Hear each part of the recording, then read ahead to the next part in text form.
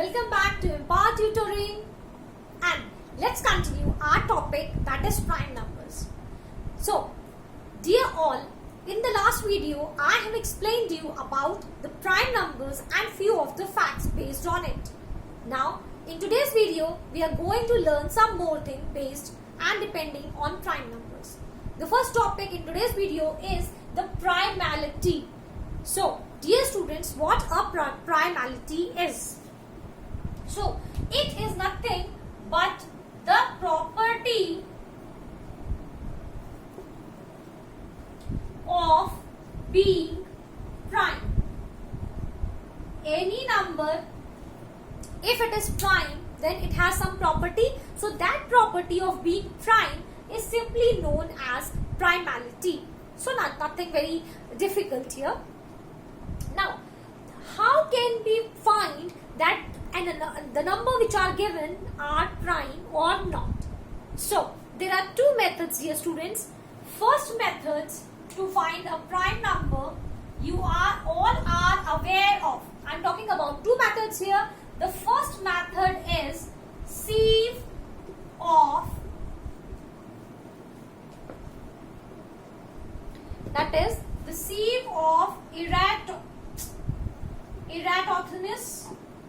This you have already learnt in your primary classes. So I am not going in detail with this method.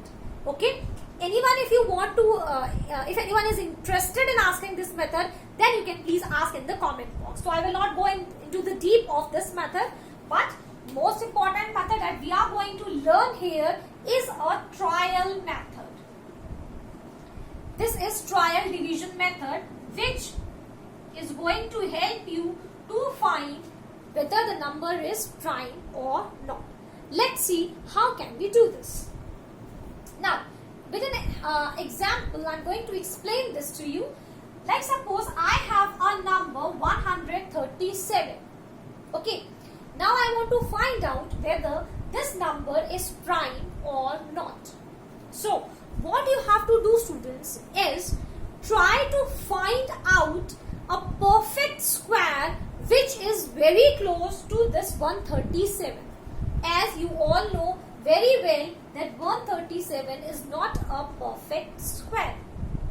I said you need to find out a number, a perfect square which is very close to this and less than this.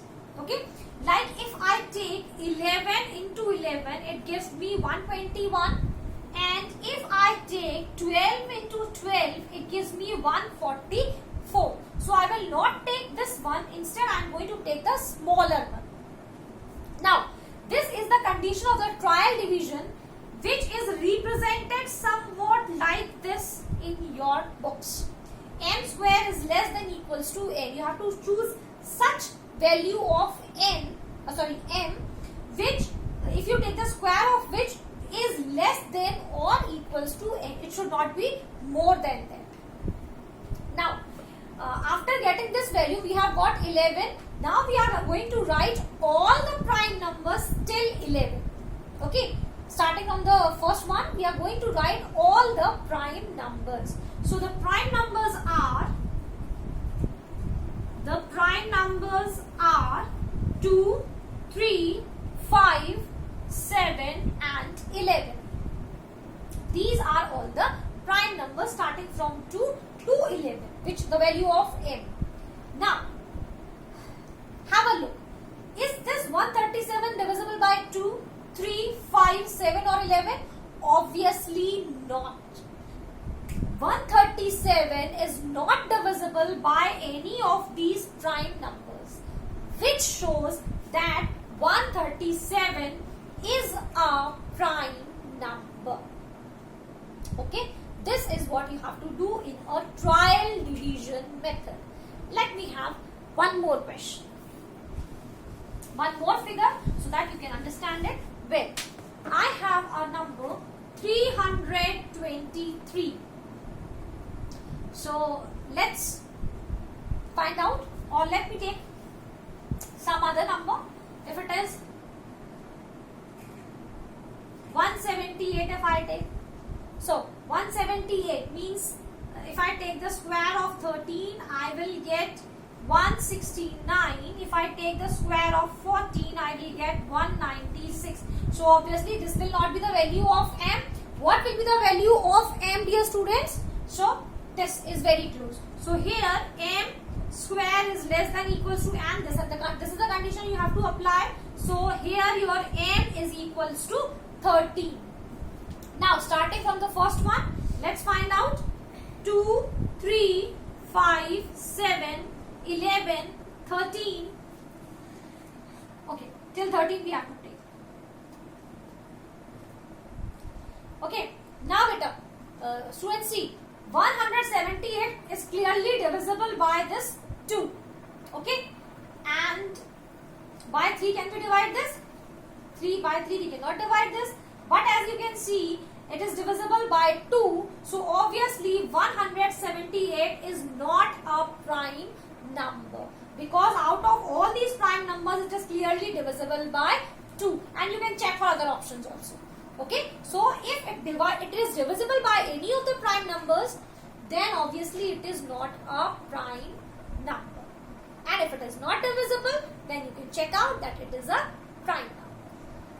So I hope this is clear to everybody. How can you find by trial division method that a number is prime or not, or its primality.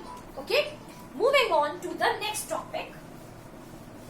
That is quite simpler one. A very quickly we are going to finish those things. Next is twin prime. Twin prime. What are twin primes? See, in twin primes, if the difference between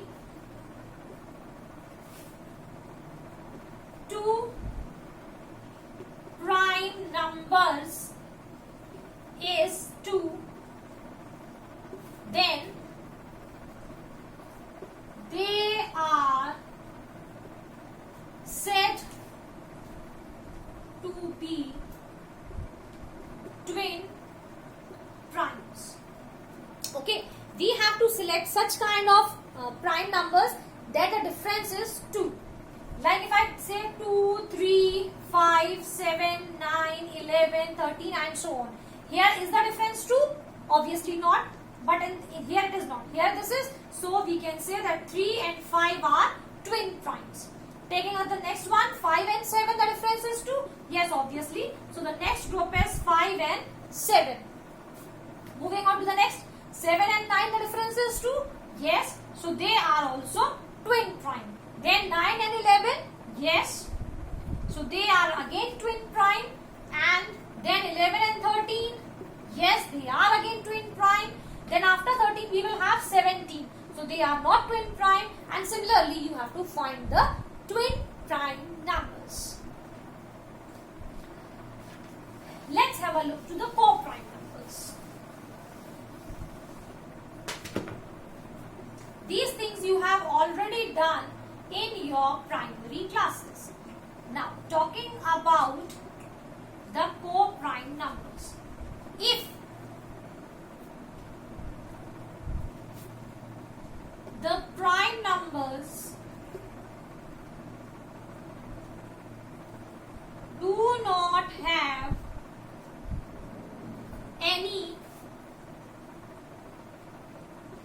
common factor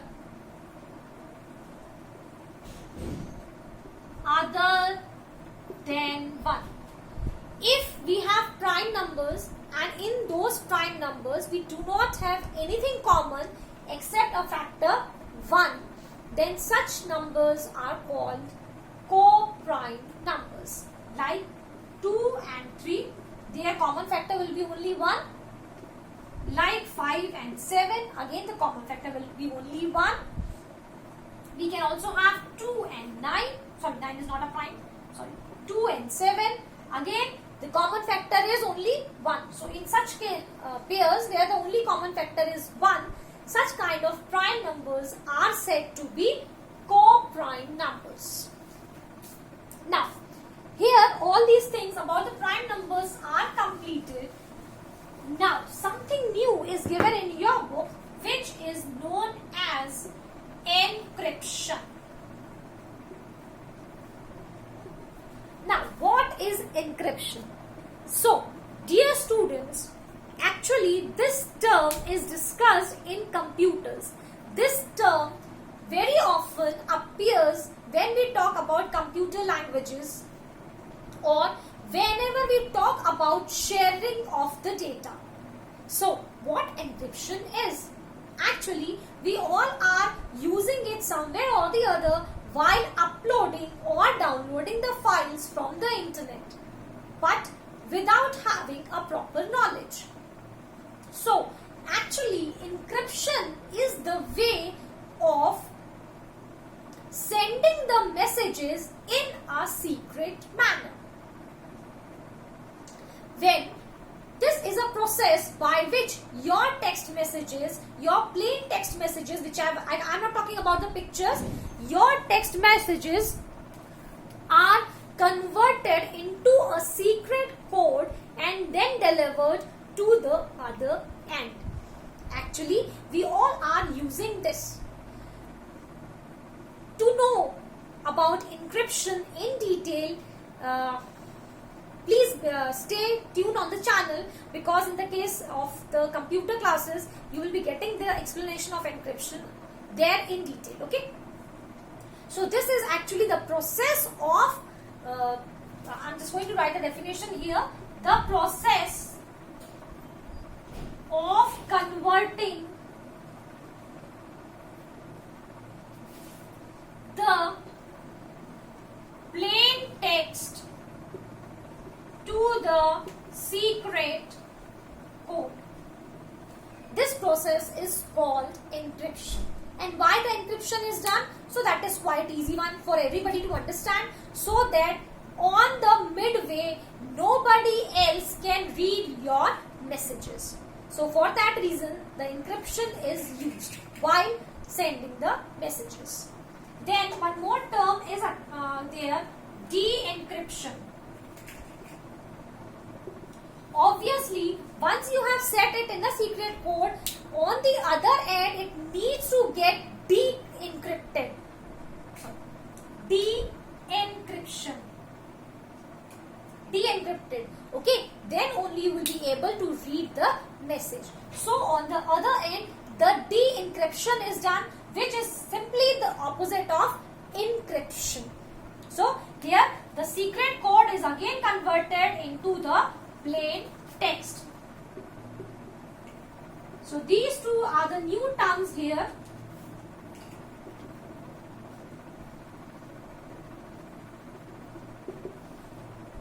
And for the security reasons, for the security purposes, most of the time the data is encrypted. How it is encrypted?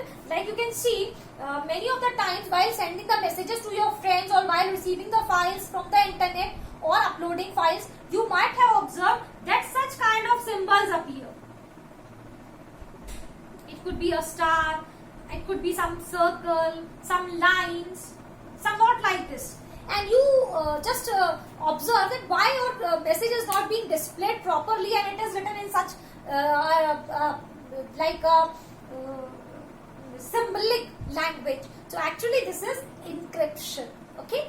So your text, or whatever plain text you are sending or receiving from the other end, so it is being encrypted. Now here one more thing appears, that is modulo operation.